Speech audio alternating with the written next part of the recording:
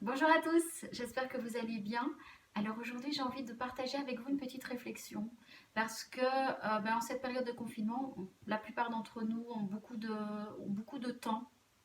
Et avant le confinement, c'est une excuse qu'on allait souvent utiliser pour ne pas mettre en place des choses qui nous tenaient à cœur. Donc à l'heure actuelle, si effectivement vous n'avez pas utilisé ce temps pour le mettre à profit d'un projet que vous aviez ou quelque chose que vous avez envie d'apprendre ou d'entreprendre, c'est justement le moment de se poser les bonnes questions. Et donc je vous invite à un petit peu d'introspection et d'aller voir ce qui se cache en fait derrière, la réelle raison euh, pour laquelle vous n'avez pas entrepris certaines choses. Je vais vous spoiler le truc direct. Souvent, la vraie raison, ce sont nos peurs. Enfin, il y a deux raisons qui me viennent principalement. Donc, ça va être la peur, souvent la peur de l'échec ou une quelconque autre peur. Et une autre raison qui peut faire que on ne met pas les choses en place, c'est qu'en fait, on croit qu'on en a envie, mais on n'en a pas réellement envie. Ça peut être quelque chose qu'on a envie d'apprendre parce que on manque de confiance en soi et qu'on se dit que si on connaît cette chose, on sera moins nul. Ça peut être un projet professionnel qu'on a envie de faire parce que on se dit qu'on aura beaucoup d'argent et en fait derrière c'est la peur du manque.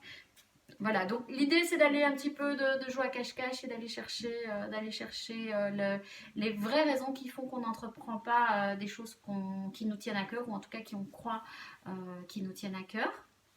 Et pourquoi je vous invite justement à cette réflexion, c'est que on sait maintenant qu'on a encore quelques semaines de confinement devant nous. Et, euh, et donc, dans le développement personnel, on dit que si vous avez envie de mettre une nouvelle habitude en place, il faut 3 semaines. 3 semaines où tous les jours vous allez faire cette chose et qu'au bout de 3 semaines, vous allez ancrer cette habitude. Donc c'est intéressant parce que voilà, c'est le bon moment. De toute façon, on a que ça à faire. Une fois qu'on a fini tout le ménage de la maison, qu'on a réparé tout ce qui n'allait pas. Donc voilà, c'est un petit une petite réflexion que j'avais envie de partager avec vous. Et alors, je voulais partager encore une petite astuce.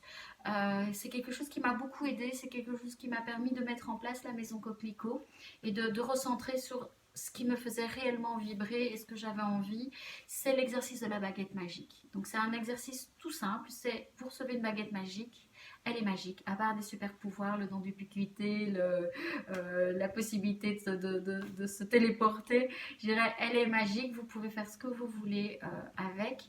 Et, euh, et donc, quel serait votre mode de vie si vous aviez une baguette magique? Et c'est d'autant plus intéressant comme exercice, c'est que quand on a une baguette magique, on n'a plus de besoins financiers, on n'a plus, on est débarrassé de plein de choses. Et souvent, notre course vers l'argent est une course qui est principalement motivée par notre peur du manque. Et donc, une fois que vous êtes débarrassé de cette peur du manque, puisque vous avez une baguette magique, quel serait votre mode de vie? Une fois que vous avez pu établir ce qui réellement vous fait vibrer, qu'est-ce que vous pouvez mettre en place pour atteindre cet objectif? Donc, moi, en ce qui me concernait, c'est vrai qu'il y avait un petit peu la peur de me lancer. Je trouvais aussi, j'avais comme excuse le manque d'argent en disant, mais oui, mais pour mes projets. Alors, j'imaginais mes projets de façon tout à fait grandiose et donc, il fallait plein de choses, il fallait une grande salle, il fallait... Et puis, je me suis dit, bon, voilà, pars du principe que tu as envie de mettre cette chose en place.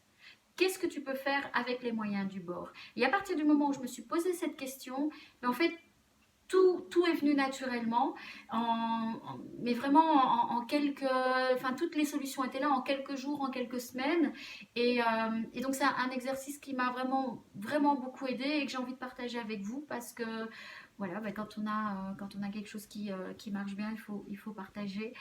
Voilà, donc en gros, si vous avez un projet qui vous tient à cœur, est-ce que réellement c'est quelque chose qui vous tient à cœur?